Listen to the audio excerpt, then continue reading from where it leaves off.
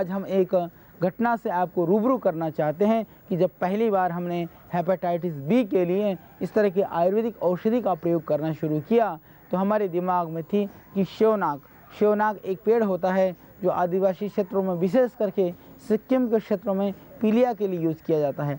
और पुनर्नवा हमारे यहाँ पीलिया के लिए प्रयोग किया जाता है। तो भूमि आंवला लीवर के लिए उत्तम माना गया है। तो हमारे मन में आया कि हम तीनों द्रव्यों को मिला करके यदि रस पिलाते हैं तो निश्चित रूप से हेपेटाइटिस बी नेगेटिव होना चाहिए। और हमारा सौभाग्य है कि प्रभु की कृपा से बहुत सारे हेपेटाइटिस बी के रोगियों को पुनर्नवा मूल, शेवनाग की छाल और हमने साथ में पिलाया भूमि आंवला भी सीजनल पौधा होता है। और बहुत सारे जो असाध्य जो पीलिया के रोगी हैं उन रोगियों के लिए ये पुनर्नवा से बढ़कर के कोई भी औषधि नहीं है आपके पीलिया को ठीक करने के लिए। आयुर्वेद की सुप्रसिद्ध औषधि है आपके लीवर के लिए। तो जिनको पीलिया है, बिलिरुबिन डाउन नहीं आ रहा है, SGOT SGPT बढ़े हुए हैं और शरीर बिल्कुल पीला पड़ गया है, तो उसके लिए आपने देखा होगा कि लोग ये कहते हैं कि पीलिया में किसी पौधे का माला बना करके पहनाया जाता है। वास्तव में जो माला बनाया जाता है वह इसकी जड़ के टुकड़ों को माला बनवा करके धागे में बांध करके वो गले में पहना देते हैं। यह एक अनुसंधान का विषय है।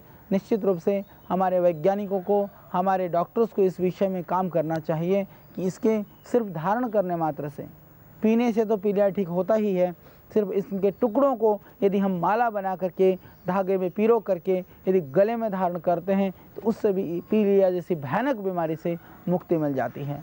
तो इसके अंदर निश्चित रूप से कुछ ऐसे तत्व हैं, ऐसे गुण हैं जिनको लेकर के आज आवश्यकता है अनुसंधान की। यह पूर्ण सत्य है। हालांकि बाद में कहते हैं कि वो माला पहना करके फिर उसको पीलिया को झाड़ते हैं, झड़ने से पीलिया ठीक हो ना हो, परंतु इसको धारण करने से पीलिया 100% ठीक हो जाता है। निश्चित रूप से इसमें लाभ होता है। तो ऐसी दिव्य औषधि के प्रति हमें अनुसंधान करना चाहिए, खोज करना चाहिए, इसके पीछे छिपी हुई वैज्ञानिकता को, इसके पीछे छिपा हुआ जो रहस्य है, इस दवाई की जो औषधि है, इस जड़ी की जो दिव्यता है, इस जड़ी की जो ये विशेषता है, इसका हमें खोज करना चाहिए।